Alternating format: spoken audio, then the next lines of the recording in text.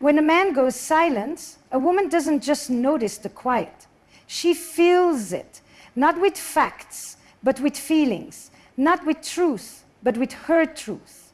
And that truth, it often says more about what she fears than what you've actually done. Silence is not absence. It is presence in its most ambiguous form. It is a force that occupies space even without sound. It breathes between words, lives in the pause after a sentence, and lingers in the air when conversations die down. It is not the lack of something, but the subtle presence of everything that has not been expressed. In a relationship, silence can be more intimate than speech or more distant than neglect, depending entirely on the context it is born from. It can soothe or disturb. It can invite peace or provoke panic. It is a mirror, and what it reflects depends on who is looking into it. Some hear quiet and feel calm. Others hear quiet and sense abandonment. The emotional charge behind silence can be louder than any spoken word, and when shared between two people who once spoke with ease, it becomes a language of its own, one made of withheld truths, repressed emotions, unspoken needs, or careful restraint. In romantic dynamics, especially between men and women, silence can carry vastly different meanings. For one, it may be a space to recalibrate, to process without interference, to retreat inward for clarity. For the other, it might feel like emotional punishment, like doors closing without warning or explanation. Silence can be a form of communication. When words have lost their meaning, when emotions run too deep to articulate, or when one no longer feels heard and chooses instead to fall quiet, it may be temporary, or it may signal the slow erosion of connection. And the tragedy lies in the fact that one may be protecting while the other is perceiving distance. One may think they are preventing harm by saying nothing, while the other is being wounded by the very absence of those words. Silence becomes a container for everything we're too afraid, too unsure, or too tired to say aloud. But it does not sit there empty. It fills itself with imagination, projection, past pain, and unmet needs. To the woman who receives the silence, it is rarely experienced as a blank space. It is a screen onto which she casts every unresolved doubt and question. If the bond between them is fragile, she will assume the worst. If there is emotional safety, she may give the benefit of the doubt. But even then, the silence is not dismissed, it is noticed, dissected, replayed. And therein lies its weight. Because silence invites interpretation, and interpretation is never objective. It is rooted in previous patterns, emotional blueprints, childhood experiences, and past disappointments. It does not remain still. It stirs, it moves in her mind, reawakening memories of moments where silence meant disinterest, rejection, or emotional abandonment. She does not simply hear quiet, she feels it. It presses against her self-worth, echoing with everything she fears may be true but hopes is not. And yet, silence can also be a sacred space when it is shared intentionally. When two people understand the meaning behind the quiet, when they trust that the pause is not a threat but a rest, silence becomes a form of intimacy. In these cases, it becomes a safe haven, a wordless agreement that nothing needs to be forced, that presence is enough. But this level of understanding is not automatic. It is built slowly through trust, vulnerability, and emotional safety. Without those things, silence becomes a vacuum, a space filled with assumptions and emotional guesswork. It becomes a puzzle that never quite forms a clear picture. It becomes a landscape where the fear of being disconnected overshadows the potential of being understood. Silence is never just silence. It is meaning waiting to be defined. It is emotion waiting to be voiced. It is history meeting the present in the most invisible way. And so when someone goes silent, they may not realize they're still speaking, just in a language the other has to interpret without a dictionary. A woman's response to your silence reveals her attachment style, not just her thoughts. It's not simply about what she thinks in that moment. It's about how she has learned to relate to closeness, distance, and uncertainty throughout her life. Her reaction is not random. It is the result of deeply wired emotional patterns, often shaped in childhood, refined in past relationships, and now replaying themselves in the silent spaces you leave behind. For the woman with an anxious attachment style, your silence can feel unbearable. It does not register as a moment of pause, but as a looming threat. She may perceive your withdrawal as a sign that she has done something wrong, that your feelings have changed, or that love is being withheld as a form of punishment. Her mind becomes a whirlwind of scenarios, questions, and self-doubt. She might reach out impulsively, over-explain, or desperately try to re-establish connection, not because she lacks composure, but because silence, for her, activates the fear of being forgotten, left, or unloved. In contrast, a woman with an avoidant attachment style might meet your silence with her own, not out of indifference, but as a means of self-preservation. To her, your silence confirms a belief that emotional closeness is unsafe or unreliable. So instead of moving toward you, she distances herself even further, withdrawing emotionally, numbing her feelings, or convincing herself that she doesn't need you. She may appear unbothered on the outside, but her detachment is often a shield against the vulnerability she doesn't feel safe enough to express. Your silence doesn't go unnoticed. It simply activates her internal alarm to shut down, protect, and stay in control. She may interpret your quiet as a relief or as a validation that intimacy was always too risky. In her world, silence is familiar, and familiarity feels safer than the unpredictable. Then there is the securely attached woman, who responds to your silence not with panic or shut down, but with curiosity and presence. She doesn't rush to conclusions or assume the worst. Instead, she gives space, not out of indifference, but out of trust.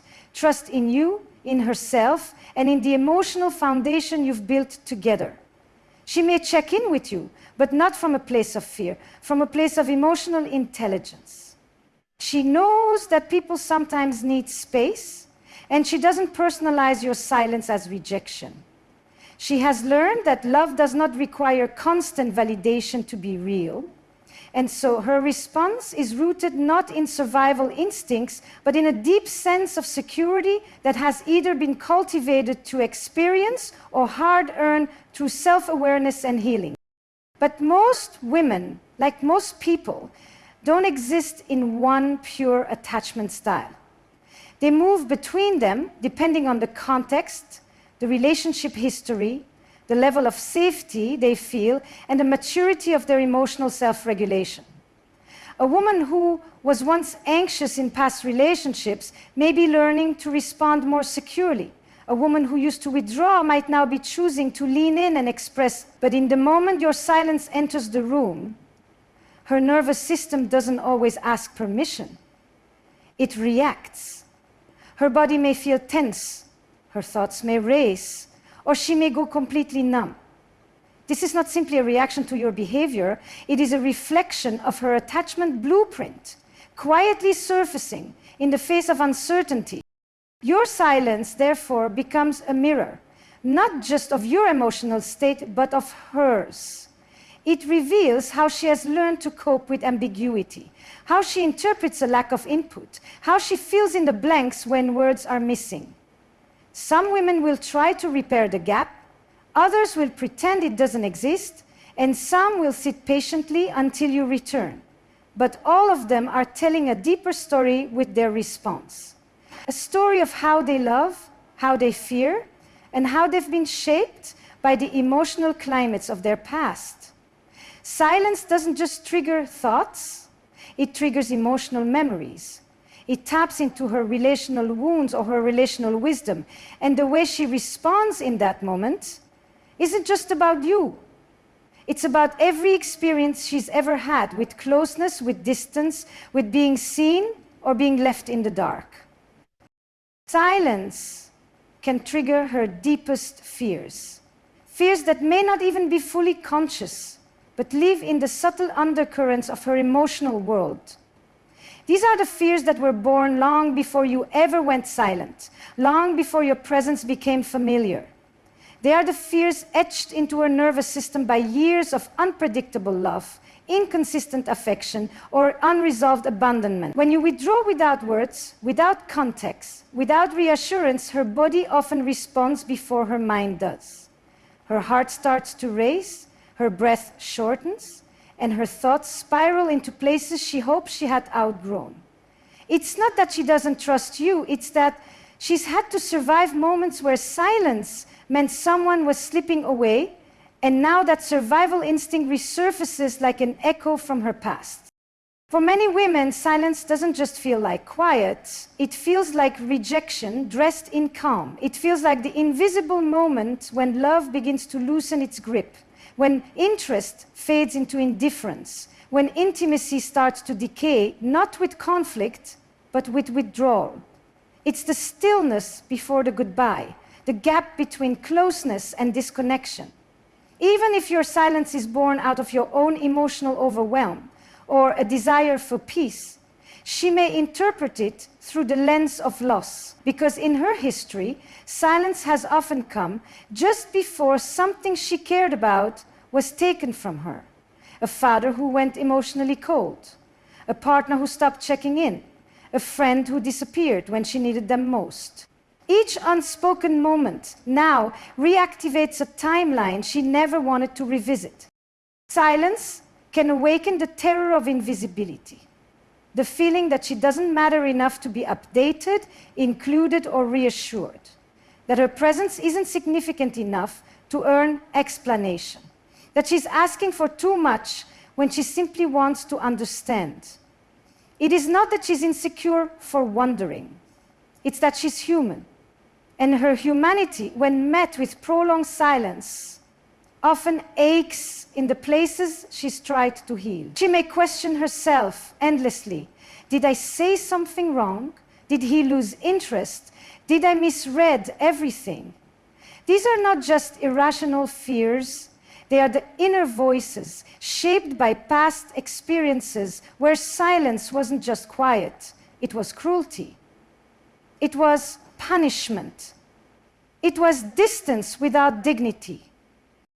The fear is not always that you leave. Sometimes it's worse. The fear that you stay, physically present, but emotionally unreachable. That your silence is not the end, but the beginning of a slow emotional erosion. That you'll be left trying to decode a language you refuse to speak. That she'll have to guess what's wrong, carry the weight of fixing something she didn't break, or prove her worth in the absence of clear communication. This psychological guessing game can exhaust even the strongest of women. Not because they are needy, but because they've learned that the absence of words often means the absence of care. They've lived through silence that burned louder than any insult, that created wounds deeper than any argument. And then there's the fear of inadequacy, the quiet belief that if you're not speaking, it's because you've found something better to think about, someone more deserving of your attention. In the gap you leave, she imagines competitors. Not because she's paranoid, but because your silence gives her no story, so she writes her own. And that story is rarely kind to her, because most women, when faced with emotional ambiguity, default to blaming themselves. Not because they want to, but because they've been conditioned to find fault in their own reflection. So your silence becomes a reflection not of peace, but of their perceived failure to be enough. Enough to hold your attention. Enough to make you stay engaged. Enough to be chosen not just once, but over and over again. And perhaps the most haunting fear of all is this: that her emotional world is too much to carry alone, and your silence confirms that she is indeed alone. That the things she feels, the depth, the intensity, the longing, are one-sided. That while she thinks about you in the silence, you are thinking about anything but her. that her words would not be met with comfort, but with dismissal. So she stays quiet too, even when it hurts, even when she's screaming inside. And in that unspoken space, a kind of emotional distance grows, not from lack of love, but from fear that her love will not be held gently if it ever finds its way into the light. When you go silent, she doesn't hear quiet, she hears every unspoken possibility crashing at once. She hears the shift in tone that never arrived through words but came through distance. She hears the story behind your absence, even if there's no clear narrative to follow. Silence for her is not the soft hum of peace, it's the thunderous roar of questions that have no answers. In your silence, she begins to unravel threads, not because she's dramatic or unstable, but because humans seek meaning in what's unclear, and a woman, especially one who loves deeply, often becomes an interpreter of emotional gaps. You think you've gone quiet. She feels like she's been left in a room with flickering lights, no explanations, and the ghosts of every time someone made her feel small by withholding. She doesn't hear calm, she hears the things you didn't say and wonders why. She hears the message beneath the silence and begins to craft an entire world around it. Was it something she said? Was it the moment she got vulnerable? Was it that she asked too much, expected too much, felt too much? And when you don't speak, she doesn't wait in stillness, she waits in overdrive. Her thoughts spin, her breath quickens, her heart builds a case against itself. You may be sitting silently across the room or just taking a moment alone, but in her inner world, that space feels like a chasm. Her imagination rushes to fill it, not because she lacks reason, but because silence is rarely neutral to the emotionally attuned. Even if she tells herself to be rational, to be patient, to not overthink, the silence keeps echoing louder than any conversation you've ever had. She replays your last words, the last glance, the last message you left unread. Every detail becomes a clue, every pause a potential shift in affection. Her nervous system doesn't interpret silence as a pause, it processes it as disconnection. That lack of sound activates a noise inside her head, a narrative driven by past wounds and current doubts. This is especially true if the bond between you once felt secure. The greater the intimacy, the greater the ache when that intimacy suddenly goes mute, because the contrast is jarring. It's like walking from sunlight into pitch black. You don't adjust right away. You panic, you reach, you question. You may have intended silence as a form of retreat, a way to process, to gather your thoughts, to avoid saying something you regret. But what she receives is the opposite, a message that says, I don't want to deal with you. Silence, when unexplained, is not emptiness. It's open-ended, and what's open-ended leaves too much room for assumption. And she's not guessing with a blank slate. She's guessing with every memory where silence meant rejection, betrayal, or emotional punishment. Maybe an ex who ghosted her, a parent who gave her the cold shoulder, a friend who distanced themselves without reason. Your silence brings those memories back in ways you might never see. She may not voice all of this. She may act calm, distant, or even irritated. But beneath that exterior is often a storm of internal conflict. Should I reach out? Should I give him space? Am I overreacting?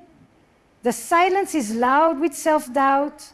Her sense of emotional safety gets compromised. She doesn't just wonder what you're thinking. She wonders whether she matters enough for you to speak. And that wondering doesn't lead to clarity. It leads to exhaustion. Emotional labor, the kind of fatigue that comes from holding space for someone who won't meet her there with words. Silence, for some women, especially those who feel deeply, isn't soothing.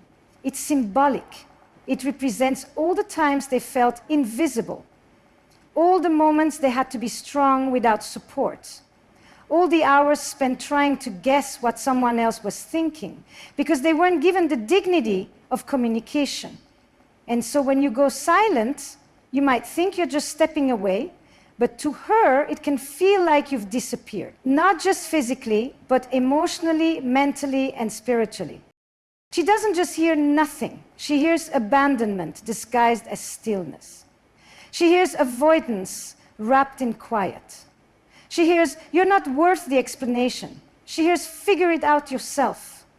Even if you never intended to send that message, the human heart doesn't decode silence logically. It reacts to it emotionally.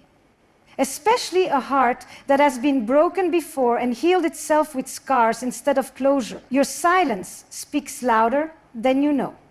And what she hears in it may not reflect your truth, but it absolutely reveals hers. The meaning of your silence depends on the emotional safety you've built prior to it. Silence is not judged in isolation. It's interpreted through the emotional history you've created with her. If that history is filled with consistency, vulnerability, and reassurance, then your silence may be received with understanding, even compassion. She may sense that your quiet is a pause, not a rejection, that it's space, not punishment, that it's a reflection, not avoidance. But if your past with her has been marked by emotional unpredictability, mixed signals, withdrawal, without communication or affection that comes and goes, then your silence becomes something else entirely. It becomes the echo of all those broken signals. It becomes the reactivation of every time she felt emotionally unsafe or uncertain about where she stood with you. Emotional safety is the invisible fabric of every relationship. It's the quiet knowing that even in silence, the bond holds. That even when words are absent, love remains. That connection doesn't disappear just because communication pauses. But that kind of safety isn't built by accident. It is intentionally created through repeated acts of presence, care, empathy, and transparency. When a woman has been emotionally safe with you, when she's felt heard, seen, and valued over time, then your silence doesn't hit her like a wall. It lands more gently, like a temporary door that she trusts will reopen when you're ready. She might still wonder, but she doesn't spiral. She might feel the absence, but she doesn't fear abandonment. Her mind doesn't rush to worst-case scenarios because she has evidence that you return, that you explain, that you care. But without that emotional groundwork, your silence is not neutral, it's a threat. It feels like emotional exile, like she's been pushed into the shadows with no roadmap, left to guess what you're thinking, feeling, or deciding. Her body may remember what it was like to be emotionally left behind, even if you're physically right there. Without safety, her nervous system interprets the quiet as instability. She questions the strength of the connection because the connection hasn't been solidified through enough emotional reliability. You might think it's just space, but in the absence of relational security, space doesn't feel like room to breathe, it feels like rejection looming in silence. If you've communicated with openness in the past, if you've made it safe for her to express without being criticized or dismissed, then your silence can feel like a normal fluctuation in emotional rhythm. But if you've withheld affection, avoided difficult conversations, or vanished emotionally when things became uncomfortable, then your silence isn't just about this moment. It's a replay of all the other moments when she was left to carry the emotional weight alone. Her response is not just about now, it's about the blueprint that your relationship has laid down. And that blueprint tells her whether your silence means I just need a moment or I'm pulling away from you. And that's the power of emotional safety. It gives context to silence. It offers a filter of trust through which your quiet can be understood rather than feared. It reassures her that even if you are temporarily distant, the foundation between you still holds firm. She doesn't need to chase you for answers. She doesn't need to overthink or walk on emotional eggshells. She can sit in the silence without it shaking her sense of worth or value in your eyes. But again, this level of trust isn't automatic. It has to be earned. It has to be modeled through your behavior, your words, your consistency, and your willingness to lean in even when it's uncomfortable. So many relationships suffer, not because of silence itself, but because of the uncertainty that fills the space where emotional safety should have been. Without that safety, silence becomes a breeding ground for insecurity, suspicion, and fear. But with it, silence becomes just another part of the emotional spectrum, not a weapon, not a withdrawal, but a temporary resting place that doesn't threaten the bond. She can excel, not question. She can give you space, not take it personally. She can remain open, not shut down. But all of that depends on how you've made her feel in the moments leading up to the quiet. Did you make her feel chosen, considered, and emotionally held? Or did you leave her to wonder, to question, to protect herself from a version of silence she's experienced before? True intimacy isn't about constant words. It's about the depth of connection that lingers even in the absence of them. It is not measured by how much is said, but by how deeply two people can feel seen, heard, and held in the unspoken spaces. Words are important, yes, they clarify, comfort, and create understanding, but they are only one part of the emotional language that intimacy speaks. The rest is made of eye contact, of breath shared in stillness, of moments when nothing needs to be explained because the other already knows. Intimacy isn't noise. It's not filling the air with conversation to avoid discomfort. It's the sacred ability to be fully present in silence and still feel connected. Some of the most intimate experiences are born in stillness, lying next to each other without speaking, feeling safe in the quiet, understanding each other's rhythms without narration. It's in the moment where one glance says more than a paragraph ever could, where a pause in conversation isn't a threat, but a rhythm, a natural ebb and flow. Constant words can create the illusion of closeness, but when they are used to avoid vulnerability, to distract from tension, or to mask emotional absence, they become noise, not intimacy. True intimacy asks for presence, not performance. It requires emotional availability, not verbal abundance. It is less about explaining everything and more about feeling everything together, even when nothing is being said out loud. When you share real intimacy with someone, you don't need to over-communicate to prove that you care. You've already built a foundation where the silence between you isn't filled with doubt, but with trust. You've cultivated an emotional atmosphere where both people can breathe, not because they've said everything that needs to be said, but because they know they are allowed to be, fully and authentically, without having to constantly justify or explain themselves. In this kind of connection, silence is not a rupture, it's a resting place. A space where love continues to exist, even when it's not being spoken. Where two people can sit beside each other, absorbed in their own thoughts, yet still tethered by a shared emotional current. True intimacy is tested in those quiet spaces when conflict has settled but hasn't yet been resolved, when fatigue sets in and words aren't enough, when one person withdraws not out of disinterest but out of inner struggle. In these moments, what holds the relationship together is not constant verbal reassurance, but the knowledge that you are safe, even when nothing is being said, that the connection is strong enough to withstand pauses, that silence isn't an enemy, but a teacher. It teaches patience. It teaches how to listen to what isn't being said. It teaches how to be present without needing to fix, entertain, or explain.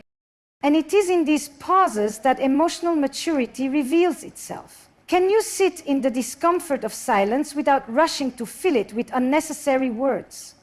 Can you honor the quiet as a necessary part of understanding?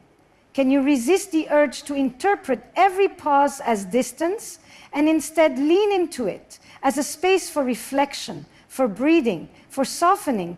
True intimacy holds space for silence without fear. It allows both people to step back, to observe themselves and each other, to return with clearer intentions and deeper appreciation.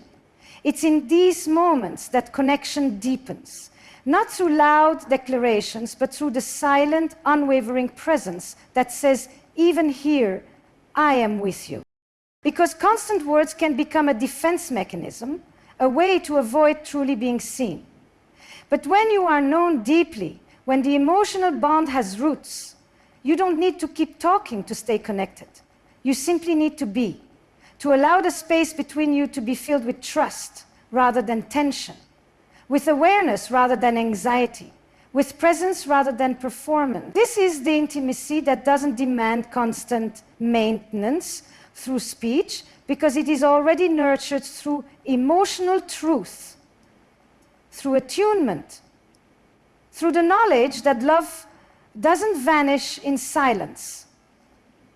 It can deepen there if it is allowed to breathe.